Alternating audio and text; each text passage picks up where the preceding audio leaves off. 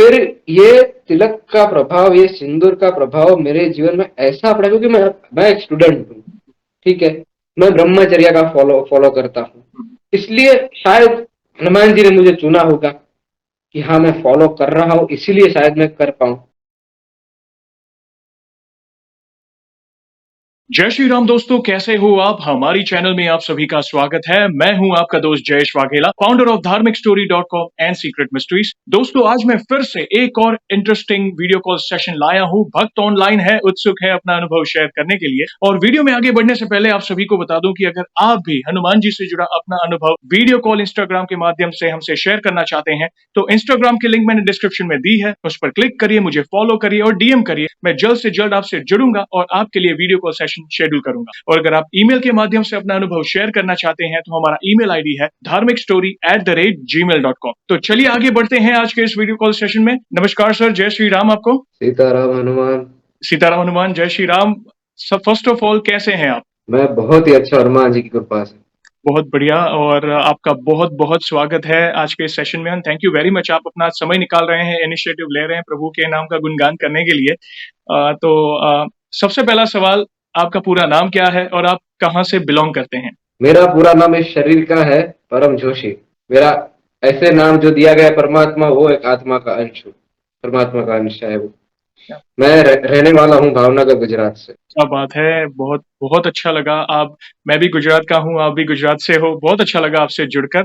और first of all, जो हिसाब से मैं अभी आपका लुक देख रहा हूँ, मतलब आप प्रभु के दृढ़ भक्त लग रहे हो, और मैं बहुत बहुत बहुत उत्सुक हूँ आपका अनुभव जानने के लिए, आपकी वाणी के माध्यम से प्रभु के नाम का गुणगान सुनने के लिए। और उम्मीद करता हूँ सारे दर्शक भी आज वेट कर रहे हैं आपका अनुभव जानने के लिए। दूसरा सवाल, जीवन में सबसे पहली बार आप हनुमान जी की शरण में कब गए थे, यानी उनकी पूजा पाठ कब शुरू की थी, और उनकी पूजा पाठ में आप क्या क्या करते थे, आप सारे दर्शकों को बता सकते हैं? ये कहानी कहानी की तरह है, तो आपको मैं उस तरह से बता देता हूँ। जी। कहानी कुछ ऐसी है कि मैं जब 10th स्टैंडर्ड में था, तो ऐसे ही कि जब दोस्त, मैं तो पूजा पाठ थोड़ा बहुत करता था, क्योंकि हम ब्राह्मण लोग हैं, थोड़ा बहुत घर में करवाते थे। पर प्रॉब्लम ये था कि अब यंग हो रहे हैं, एडल्टहुड आ रहा है धीरे धीरे, तो क्या टीनेजर की वाइब जाती है, सब एनर्जी जाती है उसके अंदर, सब माया के अंदर घुस गया था।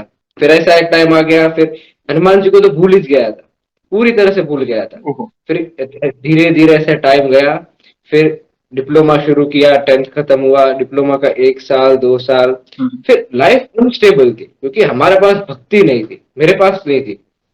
मेरे पास जो मेरी शक्ति थी वो नहीं थी, जो मेरी भक्ति मेरे अंदर थी। फिर धीरे धीरे ऐसे उतार चढ़ाव आने लगे जिंदगी में कि कभी सोचा ना जाए, इतनी नेगेटिविटी खुद के जीवन में अनुभव किया कि कभी सोचा ही नहीं था। मतलब जिस जगह पे जाऊं, खुद एक नेगेटिव पर्सन की तरह आइडेंटिफाई किया जाता था, या कोई मेरा आसपास रहे तो वो भी मेरे अंदर से वो नेगेटिविटी देख सकता था। पॉजिटिविटी में पूरी तरह से गायब हो चुकी थी मेरे अंदर से, क्योंकि कुछ नहीं था, सिर्फ पूरे दिन घूमना फिरना, जैसे अभी लोग सब कर रहे हैं। एक स्मृति या एक टाइम भी, एक सेकंड के लिए मेरे नाथ के लिए नहीं, हनुमान जी के लिए नहीं दिया था, तो कैसे मुझे कुछ भी मिलेगा। तो फिर ऐसे हुआ कि कोरोना आया, उसमें मेरे लाइफ की एक बहुत ही बड़ी यू टर्न लिया। यू टर्न सबसे पहले वहां लिया कि मैं बैठा था ऐसे ही घर में। अब कोरोना के टाइम में थे, सब घर में थे, सब कुछ ना कुछ करते रहते थे। अब एक टाइम आ गया था कि मैं बोर हो चुका था पूरी तरह से, क्योंकि ये सब खेल कितनी देर खेल सकते हैं, थोड़ी देर, आधा घंटा, 1 घंटा, एक दिन, 2 दिन, एक हफ्ता, 2 महीने, 5 महीने, ये तो बहुत लंबा समय था। प्रॉब्लम क्या हो रहा था कि मैं और नेगेटिविटी डेवलप कर रहा था, क्योंकि जितना अकेला रहूंगा, अकेला मन शैतान का घर, राइट। वो भी काम कर रहा था अपना। उसके बाद ऐसे ही बैठता रहता था, फोन का भी यूज कर, कितना यूज कर ले, कर करके कितना कर, उसका भी एक लिमिट आ जाता है कि जहाँ पे वो सिर पे चढ़ जाता है। फिर एक टाइम हुआ कि मुझे अचानक से अंदर से ऐसा मन हुआ कि चलो कुछ करते हैं, कुछ नया करते हैं। तो नया करने के लिए मैंने फिर, मेरे एक दादी के भैया है, उसको मैंने फोन लगाया, वो उपासक है। तो मैंने उसको बोला कि ऐसा है, मुझे अब कुछ करना है। फिर उसने मुझे बोला आप शुरू करो भक्ति। मैंने बोला कहाँ से करूं, मुझे तो कुछ नहीं पता। उसने बोला कौन से भगवान पसंद है, ऐसे ऐसे जैसे पूछा कि खिलौने खिलौने में कौन से पसंद है, कौन सा खिलौना पसंद है, वैसे ही मुझे पूछ लिया। तो फिर मैंने बोला, क्योंकि मैं आज तक मैंने हनुमान चालीसा ही ज्यादातर सुनी थी मेरी जिंदगी में, इसलिए वो बोलते हैं ना कि जन्म से लेके बड़े हुए तब तक वो आत्मीयता ऑटोमेटिक बंधी हुई थी पहले से, जो पता नहीं थी हमको कि हम हमारी बंधी हुई है। जी। मैंने बोला ऐसे, मैंने बच्चों की तरह ऐसे ही बोल दिया कि चलो कोई बात नहीं हनुमान जी। वो बोला कोई बात नहीं हनुमान जी, इसका इससे आप वापस नहीं जा पाओगे। मैंने बोला ठीक है, देखते तो क्या होता है। पहले तो यही सोच आता है, क्योंकि नकारात्मक ऊर्जा इतनी रहती है कि हम प्रश्न उठाते हैं। राइट। जहाँ पे हमको प्रश्न नहीं उठाना चाहिए वहां हम प्रश्न उठाते हैं, और वहां सबसे बड़ी गलती होती है। पर कोई बात नहीं, हनुमान जी बहुत दयालु है, तो मैंने ऐसे ही बोल दिया कि चलो हनुमान जी का करते हैं। तो शुरुआत हुई कि एक जगह बैठने लगा, मुझे इतना बोला बोला था कि हनुमान चालीसा पढ़नी है, और कुछ नहीं बोला आगे, कि हनुमान चालीसा सिर्फ पढ़नी है सुबह और शाम, हो सके तो दोपहर। पर ये एक नियम दिया गया था कि पढ़ना है तो हर रोज पढ़ना है, बाकी नहीं पढ़ना। तो फिर शुरू किया, ऐसे 2 पन्ने की थी, ऐसे इधर लिखा, दोनों साइड लिखा हुआ हनुमान चालीसा, आगे हनुमान जी की फोटो, और पीछे जहां से आई थी प्रिंट हुई वो एड्रेस, ऐसे लेके पूर्व दिशा में पहले बैठ गया था। क्योंकि आपने हमको जब कोई भी घर में जाए तो हमको पूर्व दिशा बोलते हैं कि पूर्व दिशा में पूजा पाठ कर सकते। शुरू किया हर रोज शाम को दोपहर को, पहले पहले रटना रटना शुरू हुआ था। मन हो ना हो तो अभी रट रट रट रट करते ही रहते थे, करते ही रहते थे। 1 हफ्ता हुआ, 2 हफ्ता हुआ, 3 हफ्ता हुआ। 3 हफ्ते के बाद बोर हो चुका पूरी तरह से, क्योंकि तब तक वो समझ नहीं आया था, वो समझ आनी बहुत दूर थी। फिर मैंने बोला चलो ठीक है, कुछ नहीं है करने को, ये तो कर ले। कुछ भी नहीं है, सब कर लिया, कुछ हासिल नहीं हुआ। इधर तो कुछ हासिल करके दिखाते, ट्राई करते, फिर ऊपर वाले की इच्छा। तो फिर 1 महीना हुआ, 1.25 महीना, जैसे ही 1.25 महीना हुआ, वैसे रटना झपना शुरू हो गया अपने आप ही। रटना झपना शुरू हो गया, जैसे झपना शुरू हुआ वैसे अंतर के भाव खुलने लगे। फिर कैसे हुआ कि हर रोज वो टाइम जब आता है ना, अब अभी के टाइम में कैसा होता है हर एक लोगों को कि रात को कितने भी बजे सोए, रात सुबह कितने भी बजे उठे, पूजा करी ना करी, कुछ भी किया, अपने को अपने गोरख धंधे जो दुनिया के वो खत्म करने, बाकी कुछ नहीं करने। गोरख धंधे सबसे पहले दुनिया के, फिर भगवान, भगवान को तो बोल देंगे जल्दी जल्दी में कि चलो भगवान आप ये सुन लो, मैं जो बोल रहा हूँ रट रहा हूँ, सुन लो, आप अपना काम करो, मुझे मेरा काम करने दो। तो फिर 1 डेढ़ महीना 2 महीना हुआ, राइट 2 महीना हुआ ना, उसके बाद वो उसके अंदर भाव बैठने लगा। और जैसे ही भाव बैठने लगा ना, समय का जो चक्र रहता है, मतलब 5 मिनट 10 मिनट के जो वो हनुमान चालीसा बोलने का जो रहता है, ऑन द स्पॉट स्ट्राइक होने लगा। मतलब कैसे कि अगर सुबह में मैं 7 बजे करता था, तो अपने आप भी तटस्थ तरीके से 6 बजे उठना शुरू हो गया। फिर शाम को अगर बैठने के टाइम हो 7 साढ़े 7 संध्या काल के बीच में, तो अपने आप मन होने लगा कि आज बैठा नहीं हूँ, मजा नहीं आ रहा है कुछ भी, बैठना है बैठना है बैठना है। अंदर से मन होने लगा बैठना है, तो बैठना शुरू हुआ। बैठना शुरू हुआ, उसके बाद जब जब बैठना शुरू होते थे ना, तो शुरुआत में थोड़ा थोड़ा भाव आता था, फिर ऐसे ही रटना शुरू हो जाता। क्योंकि झपने की वो स्टार्टिंग का स्टेज था, झपने को पता नहीं था अपने झप रहे हैं। फिर 2.5 महीना 3 महीना गया, जैसे 3 महीना गया ना, सब कुछ अपने आप सब कॉन्शियस नहीं होने लगा। क्या बात। मैं समय सर बैठने लगा, अपने आप झप होने लगा, और वो झप में आ गया। रटना तो भूल ही चुका था पूरी तरह से।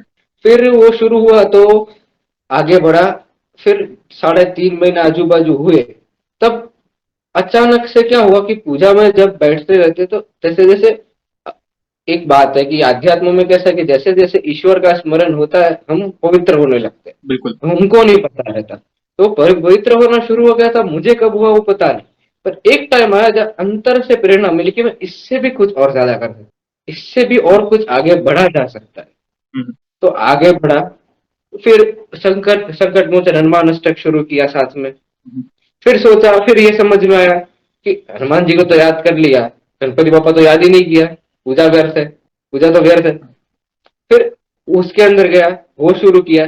अब 1 में से 3 तक पहुंचा, 3 अलग अलग पाठ, या कुछ भी बोल सकते हैं हम जी। पर एक 3 अलग अलग प्रकार के पढ़ने के, जप करने के चीज आई मेरे पास, वो शुरू हुआ।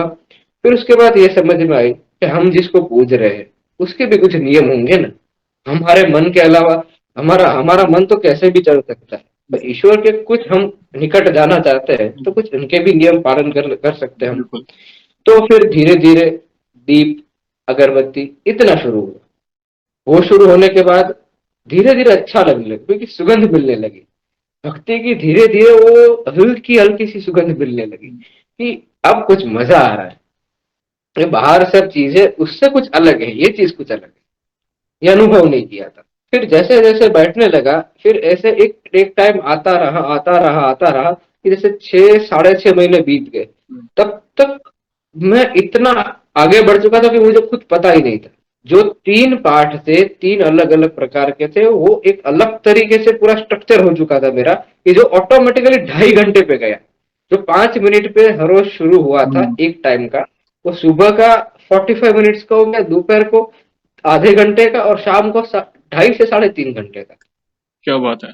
और वो अपने आप बैठने लगता था, ऐसा नहीं कि मुझे बिठाना पड़ता था कुछ। और जहां जितना उस जगह पे बैठता था उतना ही मजा आता।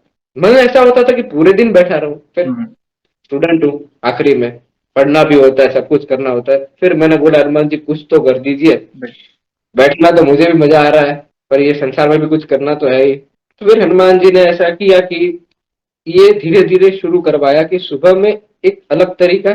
पर अलग तरीका मतलब क्या, कि जो कर रहे थे वही करने का, पर फर्क में भाव गहरा आने का। सुबह में जो हम ब्रह्म मुहूर्त जो रहता है, उसमें हम ज्यादा भाव गहरा सकते हैं। तो अगर मैं उस समय ना उठ पाऊं, तो अलग अलग थोड़ा बहुत अंतर रहता है समय में, तो मुझे मेरे लिए चलता है। तो उसके बाद दोपहर को, और एक चीज तो कंटिन्यू थी। सब कुछ शायद कुछ कभी कभार सिचुएशन के मुताबिक कुछ हो या ना हो, 3 टाइम हनुमान चालीसा शुरू। मैं कहीं भी बैठा हूँ, कुछ भी कर रहा हूँ, वो उस टाइम पे शुरू हो जाती है, मन में बोल के कुछ भी, कोई भी आजू बाजू वो शुरू हो जाती है। क्या बात।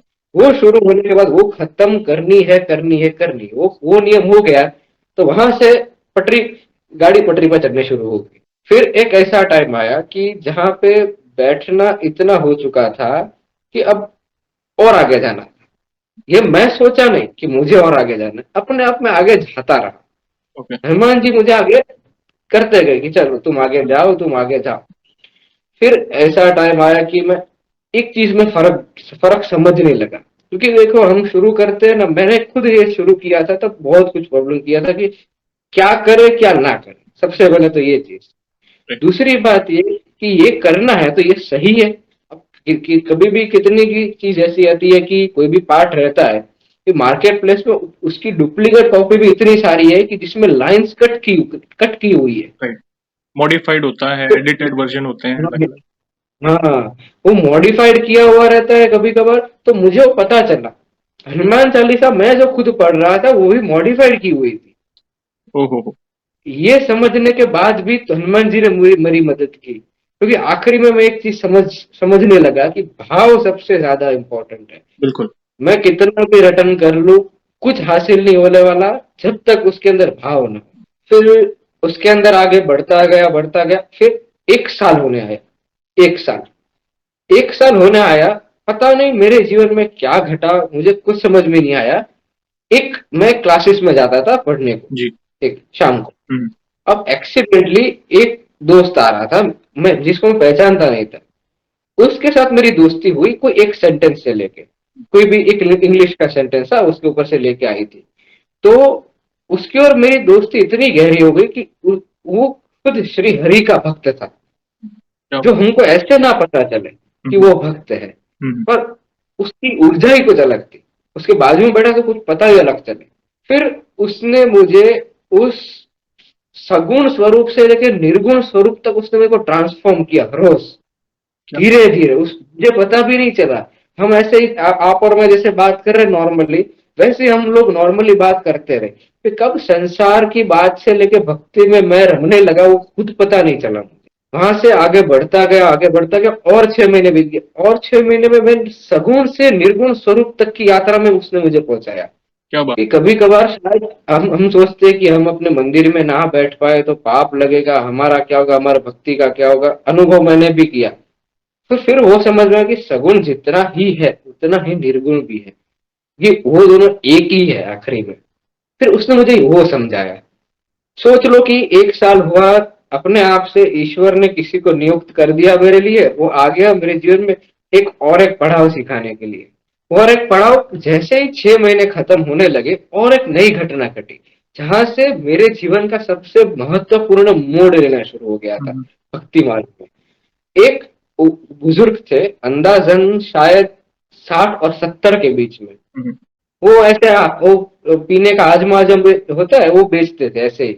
एक सर्कल था, वहां पे बेचते थे घर के नजदीक में, शायद आधा 1 किलोमीटर दूर। तो मेरा क्लासेस भी वही था, तो ये जो मेरा दोस्त था वो मुझे एक बार लेके गए थे। उससे मुझे बोला, देखो ये दादाजी जो है कितना अच्छे है, कितने भक्ति वाले हैं, हुँ, आप इधर इसको पूछा करो। इतना ही बोला मुझे कि इसको पूछा करो कुछ ना कुछ। फिर मैंने सोचा एक हफ्ता कोई बात नहीं, उसने तो ऐसे ही कभी कभार दोस्तों के बीच में चलती है, चलो ठीक है बोल दिया। फिर एक हफ्ते के बाद ऑटोमेटिकली एक बार वहां गया, वो भी मैं गया रात के 9:30 बजे। 9:30 बजे गया, पूजा सब कुछ खत्म, खाना वाना खा के खत्म करके गया, बैठा। वो दद्दू को आप देखे ना, दादाजी को धोती पहने हुए, सफेद धोती सफेद कमीज, बेच रहे अपना जो भी कुछ पीने का है वो। उसने मुझे बोला, आओ बैठो। मैंने बोला था वो पीने को दे दो। वो इतने बुजुर्ग होने के बावजूद भी मुझे बिठाया, खुद खड़े रहे और बोला कि आप करते रहो, पीते रहो। मैंने बोला, आप मुझे कुछ सिखाओ। अपने आप से अंदर से वो सवाल निकला, आप हुँ, मुझे कुछ हुँ, सिखाओ। वो शब्द जो निकला, वो शायद मैंने नहीं बोला होगा, हनुमान जी ने बुलवाया होगा मेरे मुंह से। उस दिन से मेरे जीवन का सबसे महत्वपूर्ण समय शुरू हुआ था। वो इंसान एक पता नहीं कैसा इंसान था, या इंसान भी नहीं बोल सकते, पता नहीं, आज तक मुझे नहीं पता चला है। वो इंसान मुझे रामायण की ओर खींचा पूरी तरह से, धीरे धीरे धीरे धीरे। ये आगे कैसे बढ़े, रामायण क्या है, इसके अंदर क्या कर सकते हैं, हर एक पात्र की महत्वता, उसके अंदर से हम जीवन में क्या कर सकते हैं। तो हर रोज जाने का, रात को 1 घंटा जाने का, हर रोज एक ही वाक्य बोलने का, आज क्या सिखाओगे, फिर बैठ जाने का, फिर जो बोलेंगे वो बोलेंगे। वो अंदाजन वो 7 से 8 महीना चला, हर रोज रात क्या को, बात है! हर रोज रात को वही सेम चीज। एक टाइम का खाना मिस कर लेता था, पर वहां जाता था, फिर जाता रहा जाता रहा जाता रहा। एक टाइम हुआ कि जहां पर मुझे हर एक चीज का उसने समझा दिया था, और मैं ऑलरेडी मोड़ ले चुका था, जहां मेरे अंतर का भाव जो इतना गहरा गया था कि मुझे खुद अनुभव ही नहीं था। मुझे रामायण क्या थी, उसके अंदर कितना मैं जा चुका था, मुझे पता भी नहीं था। मेरा कितना मेरा मन पवित्र हुआ था, वो भी मुझे कुछ भी पता नहीं चला था उस समय तक, जब वो दद्दू की तबीयत खराब हुई। वो दादाजी की तबीयत खराब हो गई। वो बोले, अब मुझे मेरे गांव जाना पड़ेगा। अब गांव का भी नाम सोचे, मथुरा। ओह! क्या बात है! वो गांव के भी नाम मथुरा में से रहने वाले थे। 1 से 2 दिन हुए, दादाजी आए, थोड़ी बहुत तबीयत खराब थी। अभी भी याद है, सैटरडे का दिन था, शाम को गया था, दादाजी नहीं मिले। दादाजी, मैंने पूछा आजू बाजू वालों से, वो बोले दादाजी अपने गांव चले गए। दादाजी का नंबर मेरे पास अभी भी है, पर जब भी कॉल करने का ट्राई करता हूँ कट हो जाता है या कोई उठाता नहीं है। वो इंसान आया, वो दादाजी आए, मुझे सिखाकर चले गए। आज तक उसका कोई अता पता नहीं है पूरे सिटी में। क्या वो कहाँ से आए थे, कहाँ गए, उसने मुझे इतना ही बोला था, वो मथुरा में से है, मथुरा के रहने वाले हैं। आगे कुछ नहीं बोला। आप आउटफिट देखोगे, नीचे वो चप्पल जो पुरानी वाली, पुराने लोग राइट, जो पहनते हैं, वो पुरानी चप्पल, सफेद धोती, राइट। हवेली वाली, हुँ, वो जो छोटी सी पहनते हैं वो, हुँ, और कमीज व्हाइट वाली। उस तरह से आए, चले गए। मुझे रियलाइज तभी भी नहीं हुआ था। मैंने बोला ठीक है, दद्दू की तबीयत खराब होगी, शायद चले गए होंगे। फिर और टाइम बीतता गया, मैं और आगे बढ़ चुका था, बहुत कुछ आगे बढ़ चुका हुँ, था। मुझे समझ में आने लगा कि हनुमान जी को क्या पसंद है क्या नहीं पसंद है मेरे बारे में। शायद कभी कभार ऐसा होता है कि हम पूजा कर लेते हैं, कर्म कांड से भी जान के कर लेते हैं, तो कभी कभार ऐसा होता है कि जो हम कर रहे हैं तो उनको महसूस हो रहा है कि नहीं, बिल्कुल, क्योंकि आखिरी में तो वो हम कर रहे हैं, तो हमारे लिए तो नहीं कर रहे, उनके लिए कर रहे। अब आखिरी में एक भक्त का भाव तो यही है कि मेरा नाथ, मेरा स्वामी, मैं जो जो भी संबंध रखता हूँ, उसको कैसा महसूस हो रहा है मेरे वजह से। क्योंकि समझ गया। भले ही भगवान भक्त के लिए है, पर भक्त भी भगवान के लिए ही है सामने। राइट, तो वो मैं महसूस करने लगा कि फिर मैं सोचने लगा कि ये पाठ पूजा कर रहा हूँ, यहाँ नहीं मजा आ रहा है, वो मुझे खुद महसूस करा सकते ये नहीं मजा आ रहा। ये ऐसा ऐसा समय आता था कि शायद 1 घंटे का करना हो ना, तो उसमें से 10-15 मिनट में कोई ऐसी चीज हो जाए ना मेरे से, तो मुझे महसूस हो जाता था ये सही नहीं है, इसको कुछ बदलना है या इसको निकाल देना है इस हाँ, चीज। तो वो समय शुरू हुआ, फिर आगे बढ़ता गया और आगे बढ़ा, तो हुआ 1.5 पौने 2 साल। तब तक मेरे अंदर से सबसे पहला तो एक चीज आया कि जो आज तक अनुभव ही नहीं किया था, जिसको बोलते हैं वैराग्य। वैराग्य मतलब अगर हम सुबह उठे तो हमको ऐसा ही लगे कि चलो ना, कोई बात नहीं, हर रोज का दिन है। मुझे धीरे धीरे ऐसा महसूस होने लगा कि ये सृष्टि है, सृष्टि में ये सब जीव है, मैं भी खुद एक जीव हूँ। सब कुछ एक एक मेरी चेतना एक एक चीज को पकड़ना शुरू कर दी थी। हम्म, इतने हद तक ये करती थी कि मैं शायद अभी हाथ भी उठा रहा हूं, तो मैं क्यों उठा रहा हूं, उसका मेरे अंदर सवाल ऑटोमेटिक आता था कि मेरा हाथ क्यों उठा, जी। क्यों उठा मेरे हाथ। वो एक चेतना का सवाल था, चेतना इतनी हम्म, ऊंची चली गई थी कि पता भी नहीं चला था। फिर आगे बढ़ा, आगे बढ़ा, फिर मैंने ध्यान करना शुरू किया था। मैं योगा तो पहले बहुत टाइम पहले करता, छोटा था तब, फिर ध्यान करना शुरू किया। तो ध्यान में पहले क्या किया कि मैंने विपश्यना के जो रहते हैं वो वाले की, क्योंकि मुझे कुछ पता नहीं था, ऐसे ही करने लगे तो उसका दुष्प्रभाव भी हो सकता है, हम्म, क्योंकि वो एक मैकेनिज्म है अच्छे से ह्यूमन नेचर की। तो किया। धीरे धीरे एक ऐसा टाइम आया कि वहां जब मैं खुद से रूबरू हुआ, खुद से एक ऐसा टाइम आया कि जहाँ हम आज लोग बोलते हैं ना कि डिटैच खुद को महसूस करते हैं। मैंने खुद की मतलब मैं जो आत्मा हूं, मैंने इस शरीर और इस मन से खुद को डिटैच पाया, थोड़े समय के लिए, थोड़े सेकंड्स के लिए, कभी कभार 1-2 मिनट के लिए, कभी कभार 10-15 मिनट के लिए, इतने हद तक मैंने खुद को अलग पाया। फिर ऐसे आगे बढ़ता रहा तो अलग अलग तरीके से महसूस होने लगा कि हर एक चीज का प्रभाव क्या है मुझ पे। अगर मैं किसी भी जगह पे जा रहा हूँ तो उस जगह का मेरे पे प्रभाव कैसा पड़ रहा है, क्योंकि अभी हम कहीं भी जाते हैं, कहीं भी खाते हम्म, हैं, कभी भी कुछ भी कर लेते हैं, पर हमको महसूस नहीं होता। हम जाने अनजाने बहुत कुछ अपने अंदर ले लेते हैं जो जरूरत नहीं है, नहीं। जो निकालना बहुत मुश्किल है बाद में। वो शुरू होने लगा कि मैं इधर जा रहा हूँ, ये जगह महसूस ठीक हो रही है, ये जगह जाने लायक है, हम्म, इधर से मुझे ऊपर, मेरी चेतना ऊपर उठेगी या नीचे जाएगी, सबसे पहले तो ये देखना था कि इतना कुछ आगे बढ़ गया था। अब आप किसी भी चीज में इतनी सारी मेहनत कर लो और फिर आप देखो कि इसका गिरने का ज्यादा चांसेस है, तो आप नहीं, कुछ भी होगा वो नहीं करने दोगे खुद को, इधर से नीचे नहीं गिरना हम्म, है। आप कोई भी उपलब्धि पा लो तो एक टाइम पे ऐसा आएगा कि इसको स्टेबल रखना होता है, ये उपलब्धि स्टेबल रखनी है, राइट, उसके लिए आप कुछ भी करोगे राइट, उसको स्टेबल रखने के लिए। तो वहां से मुझे महसूस होने लगा। और भिन्न बात यह थी, बहुत ही विचित्र बात यह थी कि हनुमान जी का सुमिरन ऐसा रहता था कि शायद अगर मैं खाना खाने गया ना किसी जगह पर, हनुमान जी का फोटो वहां मैंने देख लिया, मैं ढूंढता नहीं था, मेरी आंखें हनुमान जी को ढूंढती थी। क्या बात। हर एक जगह पे अगर चाय पीने खड़े रहे तो चाय वाला जो रहता है उसके ऊपर छोटा सा मंदिर रहता है, वहां हनुमान जी की फोटो देख ली। हम्म, इधर गया, उधर गया, कहीं भी गया, हनुमान जी की फोटो दिखती और दिखती ही थी। क्या बात। ऐसी कोई एक जगह नहीं थी कि जहां पर एक तस्वीर ना दिखे, या तस्वीर बोले, अगर तस्वीर ना बोले तो एक नाम सुनाई देता था। मैं ना बोलूं, कोई आजू बाजू वाला बोल दे।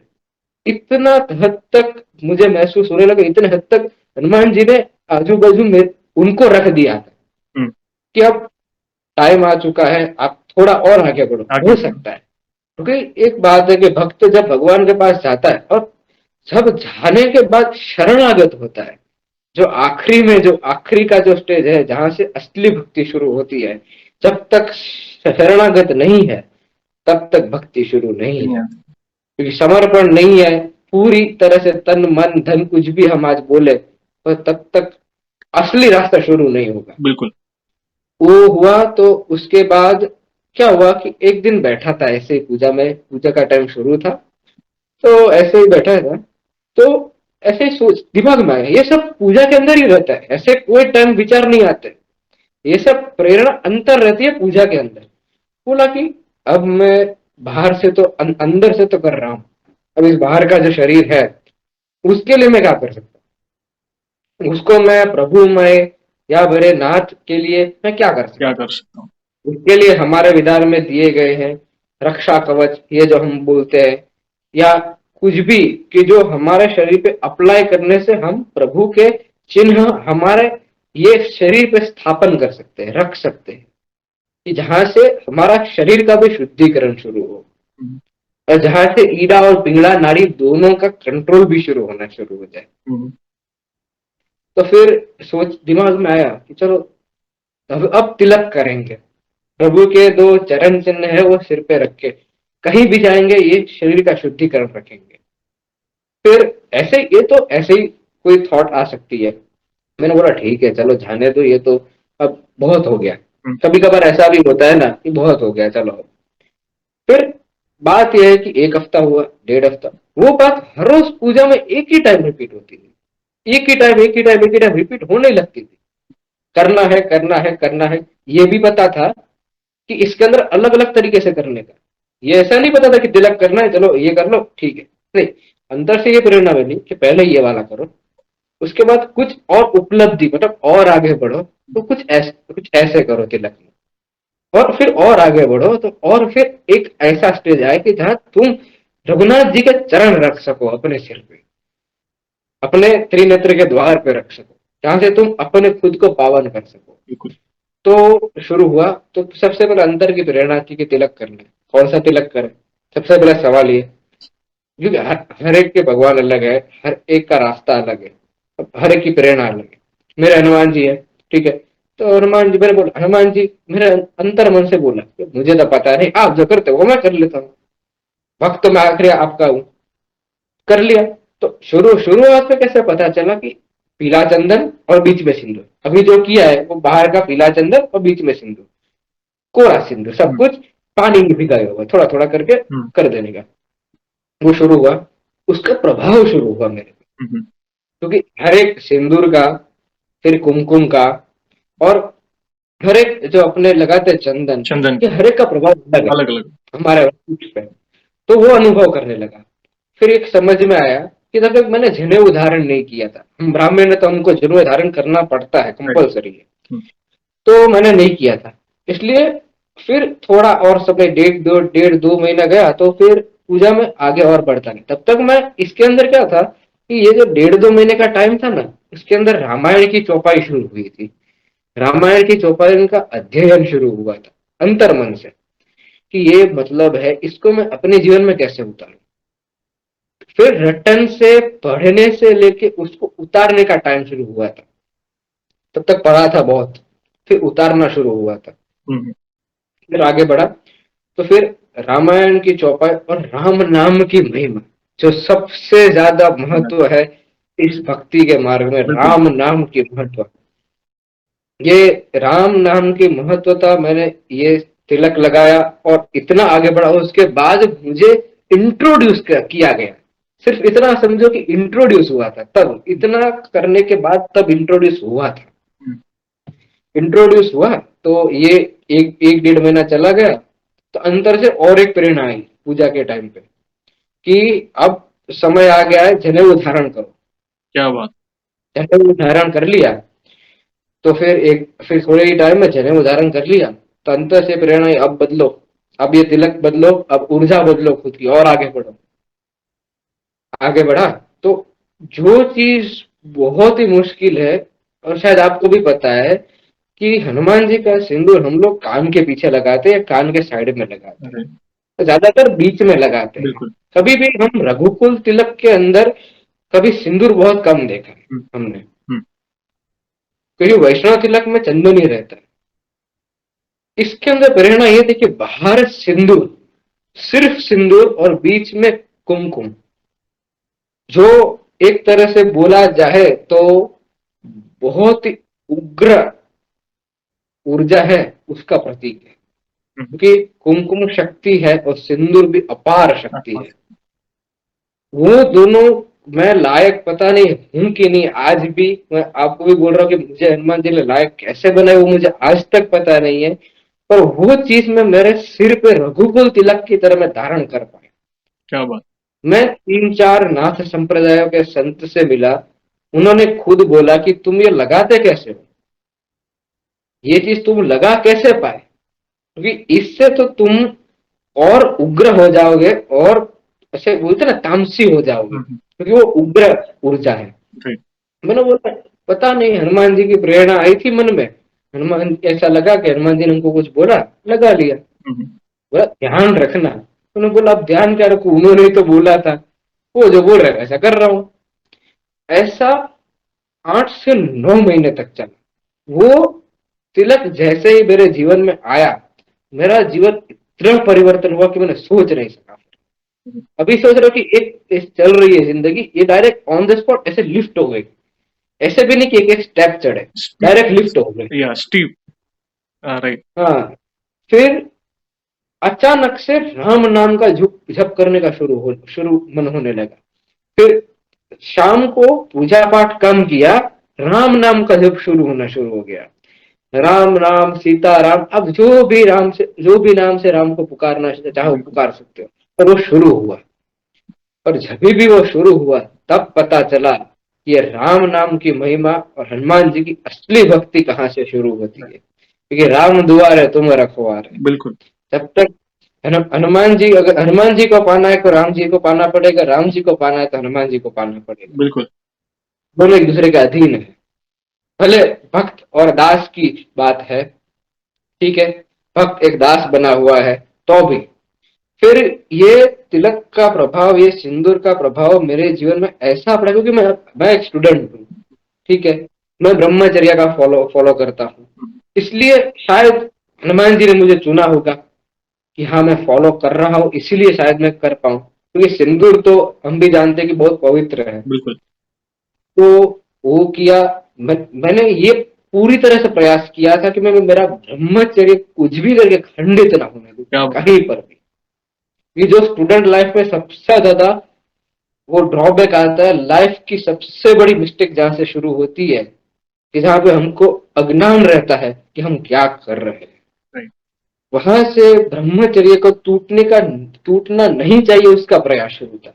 फिर ऐसा टाइम आता है कि ब्रह्मचर्य नहीं टूटना चाहिए, ब्रह्मचर्य और राम नाम, ये दोनों पकड़े रहना है। राइट। ये दोनों पकड़े, शायद सब कुछ हो ज्यादा ना हो, 3 चीज करनी है। तिलक लगाना है, प्रश्न ये जो चिन्ह लगाना है वो चिन्ह लगाने के बाद फिर राम नाम का जप करना है, करना है, करना है, कहीं भी जाओ करना है। अब ये नियम था, और ये डर रखा था कि अगर नहीं किया तो हनुमान जी गदा लेके मारेंगे। ये डर बैठा दिया था खुद के लिए, क्योंकि जिस दिन अगर शायद काल आ गया ना, तो हमको पता भी नहीं चलेगा कब काल आ गया। दूसरे मिनट भी आ सकता है, पता नहीं कभी भी आ जाए। तो वो डर बिठाना जरूरी था खुद के लिए कि आज नहीं मुड़ूंगा तो कब मुड़ूंगा। राइट। आज समय जाने दिया तो समझ लो गया। मैं एक तो एक फिर चीज बताना चाहूंगा हाँ, आपको, सॉरी इंटरप्ट कर रहा हूँ। देखो, जब आपने काल के बारे में बात की ना, देखो मनुष्य, हम बहुत सौभाग्यशाली है कि हमें मनुष्य जन्म मिला है आज। इतनी करोड़ों योनियों में, कहते हैं ट्रैवल कर करके ये सौभाग्य मिला है, और लोग इसे हम्म। वेस्ट करते हैं। और आप आज सारे दर्शक भी, मैं मैं आज आपको बोलूं आपको सिर्फ। वेस्ट कैसे करते हैं, मैं आपको बोलूं काल, ये जो वेस्ट कैसे होता है मैं आपको बताता हूँ, जी जी असली बोलिए। तरीके से बताता जी जी बोलिए। हूँ। अभी प्रॉब्लम यही हो रहा है कि हर एक इंसान सोच रहा है कि वो सही है। सबसे पहली बात तो ये राइट। सही है, मतलब वो समझ रहा है कि चलो अपनी तरीके से जब हो रहा है तो क्या जरूरत है किसी की। सबसे पहली बात ये, वहां से शुरू होता है पाखंड की दुनिया, जिसको हम पाखंड बोलते हैं। ऐसे ही बोल डालते हैं कि पाखंडी तो है, उसका मतलब नहीं समझते। यही से तो शुरू होता है। जहां से विकार की शुरुआत हो वहां से पाखंड की शुरुआत रहती है। वहां से ईश्वर के द्वार बंद, नरक के द्वार शुरू रहते हैं। बिल्कुल। तो फिर आज प्रॉब्लम क्या है कि इंसान अब संसार में रहता है तो हम्म, उसको हर एक चीज की जरूरत रहती है। अब कोई भी चीज को जरूरियात से ज्यादा अगर ले तो उसको विष बनने में देर नहीं लगती। सही बात। विष अर्थात भक्ति के भाषा में विकार आना।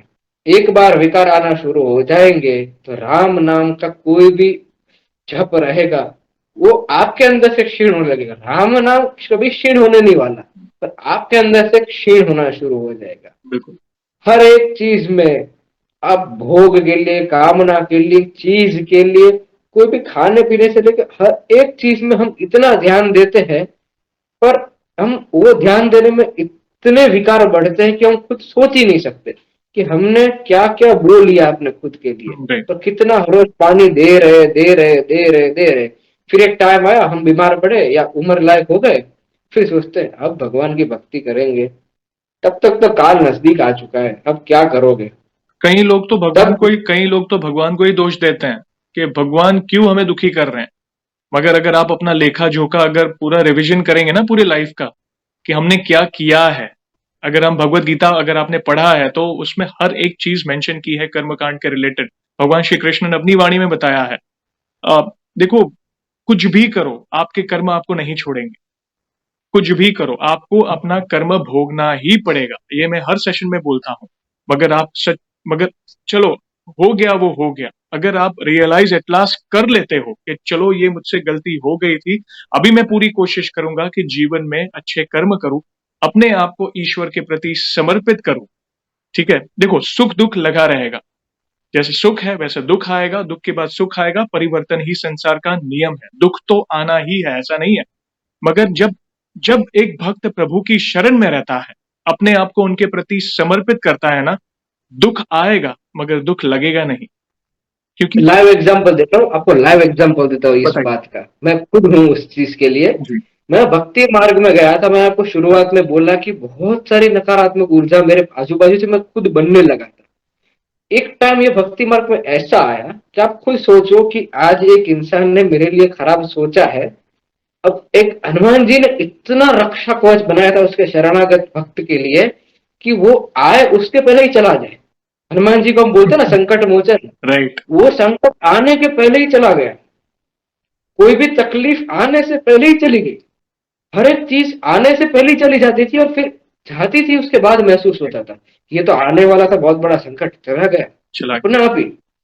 और कभी भी ऐसा आज तक मैं अगर बोलूं ना, तो हनुमान जी को मुझे आज तक नहीं बोलना पड़ा मेरे नाथ को कि मुझे ये तकलीफ है, एक तकलीफ ने। अब खुश हो सके थोड़ा बहुत दुख तो हो।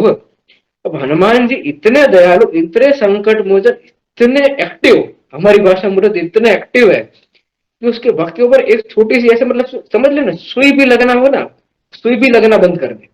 अगर मैं इधर चलूं, इधर मेरा पैर टकराने वाला हो चलते चलते पत्थर पे, वो मैं अलग तरीके से जाने लगूं अपने आप। रक्षा कवच। इतने हद तक रक्षा।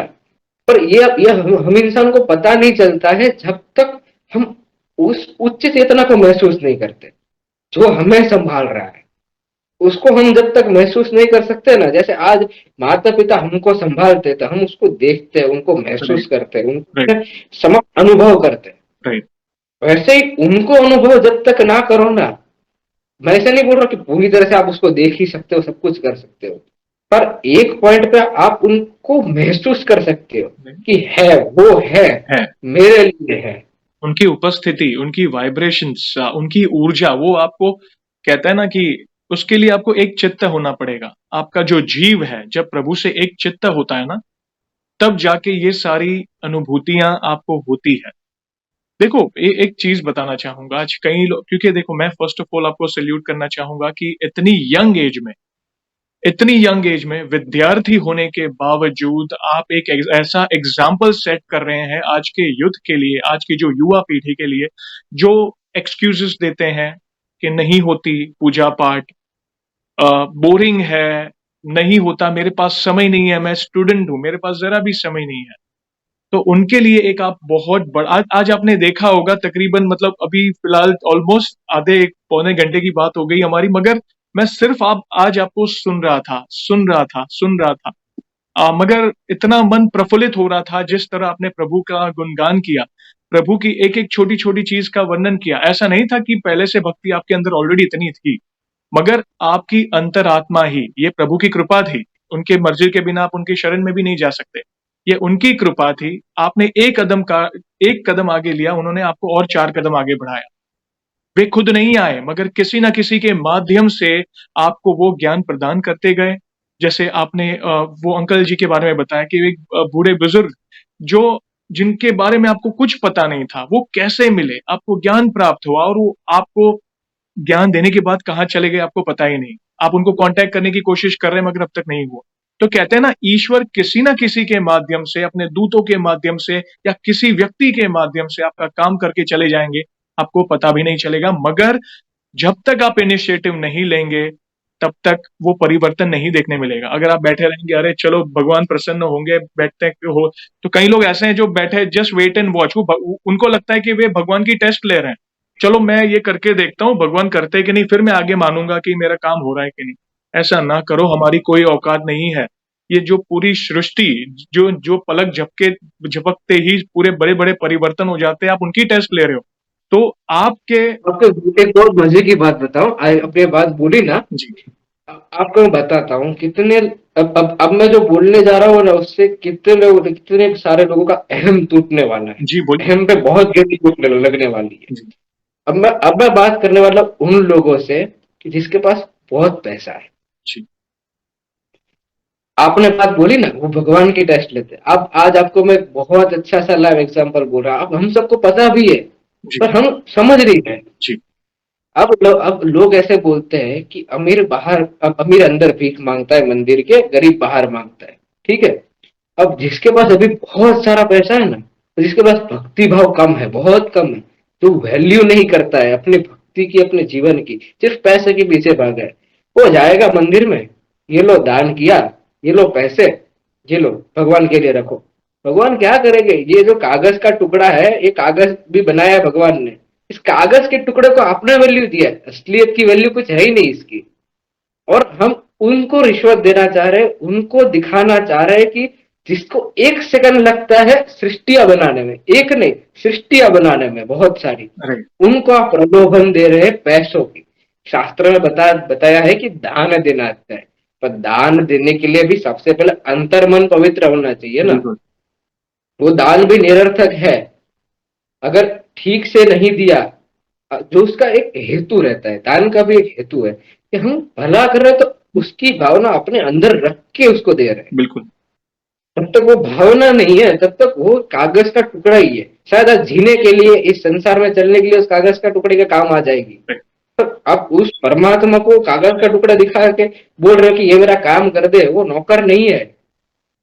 आपको नहीं पता आप क्या कर रहे हो, आज नहीं पता चलेगा, बिल्कुल शायद इस जन्म में भी ना पता चले। मेरी बात ये, पर जिस दिन एक जन्म नहीं, कोसों जन्म, लाखों जन्म हो जाएगा ना, फिर आएगा ना एक टाइम कि अब तब पता चलेगा कि असलियत में है कौन विधाता। जिसपे प्रश्न उठा रहे थे हम, हमारा मन, बिल्कुल हमारा विकार, हमारा अहंकार, कि हम कुछ नहीं करेंगे, प्रभु करेंगे। हनुमान जी खुद बैठे हैं राम जी के शरण में। ठीक है। अब इतने पावरफुल, इमेंस, अनलिमिटेशन पावरफुल, ठीक है, अनंत बल, अनंत बाहु इन्फिनिट हम राइट बोलते हैं, हम्म वो खुद प्रभु के शरण में बैठे। ठीक है। तो विवेक, विवेक बहुत इंपॉर्टेंट है। विवेक के बिना कुछ नहीं है। तुलसीदास जी बार बार बोलते हैं रामचरितमानस में कि विवेक होना चाहिए। और रामचरितमानस विवेक में के अगर बिना आपने कुछ नहीं पढ़ा है। है, स्पेशली सुंदरकांड में, हनुमान जी के, अब हमें पता है कि हनुमान जी के बिना रामायण अधूरी है। इतने बड़े बड़े कार्य किए हैं, ऐसे ऐसे हर्डल्स आए थे, ऐसे ऐसी विघ्न आए थे लंका पहुंच, मगर इतने बड़े पराक्रम करने के बावजूद उन्होंने सारा श्रेय प्रभु श्री राम के आशीर्वाद को दिया। बोले मैं कुछ नहीं हूँ, मेरे अंदर राम बसे हैं, जो हो रहा है प्रभु राम की कृपा से हो रहा है। और आज के युग में लोग मैं और मेरा की लालसा नहीं छोड़ रहे हैं। देखो मैं एक ही चीज बोलता हूँ, मैं हर सेशन में यही बोलता हूँ, सरल भक्ति करो, सच्चे भाव से प्रभु को याद करो। और हनुमान जी को सबसे प्रिय क्या है? प्रभु श्री राम। आप राम नाम का स्मरण करो, धुन करो, ध्यान करो, कीर्तन करो, भजन करो, 24 घंटे स्मरण करते रहो। प्रभु श्री राम की कृपा तो होगी, साथ ही हनुमान जी आपके साथ खड़े होंगे, क्योंकि उन्हें आज इस उनके रोम रोम में राम है। आज जहां कहीं भी है पूरे ब्रह्मांड में वे विचरण कर रहे हैं, बस वो राम नाम का गुणगान ही कर रहे हैं। तो वे एक रहस्य बताना चाह रहा हूँ आपको, एक रहस्य बता देता हूँ जो सुनेंगे ना उनके लिए। अगर वो शायद राम जी की पूजा करेंगे ना, आज जो आप बोल रहे हो कि राम नाम जपो, सबसे सरल भक्ति, उनको ये नहीं पता है कि अगर शायद वो आज शुरू कर देना, अभी से, आज के दिन से शुरू कर देना राम नाम की भक्ति, तो उनको कभी भी पता नहीं चलेगा, पर असलियत में होगा। हम्म, जिस दिन महसूस करोगे ना, ये आंख में से आंसू निकल जाएंगे बिल्कुल कि जिस दिन राम नाम लेना शुरू किया ना, उसके थोड़े ही टाइम में आप अनुभव करोगे कि हनुमान जी खुद आपके आजू बाजू में है। राइट आप कितने भी पापी हो, मैं यही सबसे ज्यादा बताना चाह रहा हूँ कि आप कैसे भी हो, राम नाम में इतनी ताकत है कि आपको पूरा पवित्र कर पाए। बिल्कुल। हनुमान जी को पाना है तो राम नाम के बिना पाना असंभव है। असंभव है। आप कितने भी पूजा पाठ कर लो, कितने भी विधि कर लो, कितने शास्त्र पढ़ लो, जब तक वो एक पूरक है, राम नाम पूरक है हनुमान जी का, वो पूरक जब तक नहीं दिया जाएगा, वो खाना है शरीर का, राइट। राम नाम, जब तक वो नहीं दिया जाएगा तब तक वो फिनिश नहीं होगा प्रोसेस, तब तक आपको वो चीज मिलेगी नहीं। मिलेगी नहीं। बिल्कुल, बिल्कुल। राम से बड़ा राम का नाम इसलिए तो कहा गया है, इस कलयुग में नाम जप की बहुत महिमा है। तो यही यही चीज़ काफ़ी चीज़ें आज आज जिस सेशन में आपने कवर अप की, आज मुझे बोलने की ज़रूरत नहीं पड़ी। काफ़ी आपकी मैच्योरिटी इस उम्र में आपको आपका बहुत-बहुत धन्यवाद। जो छोटी-छोटी, छोटी-छोटी चीज़ें जिसमें लोग उलझे हुए हैं, कन्फ्यूजन क्रिएट होता है, ख़ासकर आज के युथ में जो पढ़ाई करके लाइक भक्ति करना चाहते हैं मगर नहीं हो पाती। आपने एक ऐसा बैरियर सेट किया है और ऐसा नहीं है कि आपने कोई रॉकेट साइंस किया है। आप एक सरल भक्ति के मार्ग में ही आगे बढ़ते गए और पैरेलल आप अपना करियर भी मतलब पढ़ाई भी कर रहे हो, साथ-साथ अपनी भक्ति की दृढ़ता भी बढ़ती जा रही है और ये सब जो हो रहा है, वे बस उनकी मर्ज़ी से हो रहा है क्योंकि आपने अपना भाव प्रकट किया, आपने सच्चे दिल से उनको भजा। तो ये सभी दर्शकों को मैं वही विनती करता हूँ, आपको इनका अनुभव कैसा लगा प्लीज़ आप कमेंट के माध्यम से बताएँ और इन फ्यूचर भी अलग-अलग अनुभूतियाँ क्योंकि आज आपने अपना अनुभव इस तरह बताया, आपने छोटी-छोटी जो आपको अनुभूतियाँ हो रही थी, जो भी प्रसंग आपके जीवन में घटित हुए, आप कैसे उनकी शरण में गए, आपने पूरा इंटरलिंक सारी चीज़ें ऐसी कर दी कि मुझे बोलने की ज़रूरत ही नहीं पड़ी। और अगर देखा जाए प्रभु के नाम का गुणगान करने बैठे ना तो लाइक कहते हैं ना कि घंटे निकल जाएँगे पता भी नहीं चलेगा, उनकी महिमा ही अलग है। तो इन फ्यूचर भी अलग-अलग ऐसी कोई अनुभूतियाँ होती है तो प्लीज़ मैसेज करिएगा, हम फिर से ऐसे ही वीडियो कॉल में जुड़ेंगे ताकि लोगों तक प्रभु की महिमा का जो भी गुणगान है हम पहुँचा पक्का सकें। पक्का। और वीडियो में अगला सवाल एक सवाल और पूछना चाहूँगा, जैसे आज लोग आपका अनुभव देखेंगे, वैसे आपने भी हमारे चैनल में जुड़ने से लाइक बाद आपने काफ़ी भक्तों का अनुभव देखा होगा, सेशंस देखे होंगे, लोगों के अलग-अलग अनुभव देखे होंगे। तो हमारी वीडियोज़ देखने के बाद आपके जीवन में क्या इम्पैक्ट पड़ा है, क्या प्रभाव पड़ा है? मुझे बहुत कुछ जानने को मिला आपके वीडियोस के माध्यम से, कि कितने प्रकार के लोग हैं, कितने प्रकार के लोग अलग अलग तरीके से भक्ति कर रहे हैं, उस परमात्मा, उस परम पिता कैसे कैसे अलग अलग भक्ति को अपने लिए स्वीकार कर रहे हैं। आपकी एक चैनल एक माध्यम बनी मुझे मेरा पर्सपेक्टिव वाइडन करने में, इस आध्यात्म में, कि हाँ, लोग कर रहे हैं। सबसे पहले तो ये चीज है कि लोग कर रहे हैं, वो पता चल रहा है राइट, कि आज के कलिकाल में भी लोग कर रहे हैं। महत्वपूर्ण बात आपके वजह से मुझे वो पता चली कि कर रहे हैं लोग।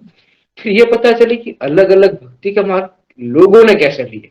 तो मैं तो अपने रास्ता चल रहा हूँ, तो ये बिल्कुल, भी पता चले कि कौन क्या कर रहा है, तो ये कुछ हमें भी कुछ सीखने को मिले। बिल्कुल, क्योंकि आखिरी में तो हर रोज सीखना है, तो आगे बढ़ेंगे। तो आपका चैनल मेरे लिए बहुत बड़ा माध्यम बना कि मैं सीख पाऊं, एक तरह से थोड़ा बहुत, जितना सीख पाऊं, जितना, कभी कभार ज्यादा, कभी कभार कम, वो तो चलता रहता है ऊपर नीचे, पर सीखने को मिलता है कंसिस्टेंटली आपके यहाँ पर। इसके लिए मैं आपका बहुत शुक्रगुजार हूँ। Thank you. आप जैसे भक्ति आगे आ रहे हैं, इनिशिएटिव लेके आप ही के अनुभव शेयर कर रहे हैं और जो भी हो रहा है, प्रभु की मर्ज़ी से हो रहा है, ये उनकी इच्छा है। आज जो हमारी कन्वर्सेशन हो रही है ना, वे ज़रूर सुन रहे होंगे, क्योंकि हम राम नाम का ही गुणगान कर रहे हैं और आप जैसे भक्ति अलग-अलग अनुभूतियाँ लाते हैं, तरीका अलग है, क्योंकि हर एक के जीवन की परिस्थितियाँ अलग है। कोई गृहस्थ है, कोई स्टूडेंट है, कोई वृद्ध है, तो कैसा है ना हर एक की सिचुएशन अलग है, मगर एट लास्ट टारगेट यही है कि परम पद को पाना, प्रभु की शरण में जाना। तो यही एक मोटो है, बस ऐसे ही आप प्रभु की महिमा का गुणगान करते रहें और यही प्रार्थना है प्रभु से कि आपकी भक्ति दिन-ब-दिन और बढ़ती जाए। और हनुमान जी के बखान के लिए हमारे पास तो वर्ड्स है नहीं इतने, जितने कम पड़ जाए, जितना बखान करें, तो भी वन लाइन में हनुमान जी के लिए आँख बंद करके सबसे पहली चीज़ क्या निकलती है आपकी वाणी में? एक बहुत प्रिय भजन है, जी, बिल्कुल, बहुत ही प्रिय भजन है, उसकी एक ही स्टार्टिंग की लाइन बोलूंगा। बिल्कुल, ठीक है, उसके अंदर सब कुछ आ जाएगा, बिल्कुल, इस दुनिया का समस्त हनुमान जी के लिए सब कुछ आ जाएगा उस बिल्कुल, चीज में, कि वो जो बोल रहे हैं ना, वो श्री राम जी हनुमान जी के लिए बोल रहे हैं। बिल्कुल, ये भजन का नाम है भरत भाई कपि से उरि न हम नाहि। भैया राम जी भरत जी को बता रहे अयोध्या आने के बाद कि हनुमान जी के इतने उपकार है मुझ पे कि मैं आज तक और कभी भी मैं उतार ही नहीं पाऊंगा। ओहो।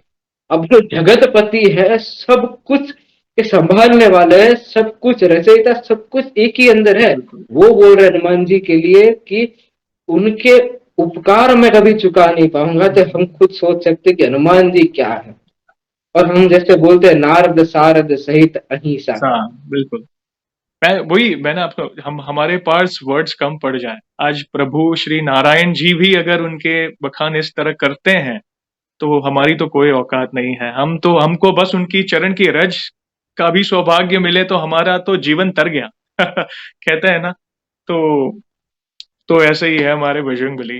ये मेरी जो मैं टैग लाइन बोलता हूँ, मेरे पास वर्ड्स नहीं है, मेरे को गूस बम्स आ रहे हैं, मैं इमोशनल हो रहा हूँ। बस बहुत बहुत बहुत आपका धन्यवाद वंस अगेन वीडियो में जुड़ने के लिए। और वीडियो को एंड करने के पहले आपको तो पता ही है, हम प्रभु श्री राम के नाम का जयकारा, हनुमान जी के नाम का जयकारा करके ही वीडियो को एंड करते हैं। आप जुड़िए, जो भी दर्शक इस वीडियो को देख रहा है, चलते फिरते बैठते ऑफिस किचन कहीं पे भी हो, आप भी इस जयकारे में जुड़ेगा और फिर हम वीडियो को एंड करेंगे। तो बोलिए सियावर रामचंद्र की जय, जय पवन सुत हनुमान की जय। जय। आपका बहुत बहुत बहुत धन्यवाद वंस अगेन अपना अनुभव शेयर करने के लिए। जय श्री राम। जय श्री सीताराम। राम।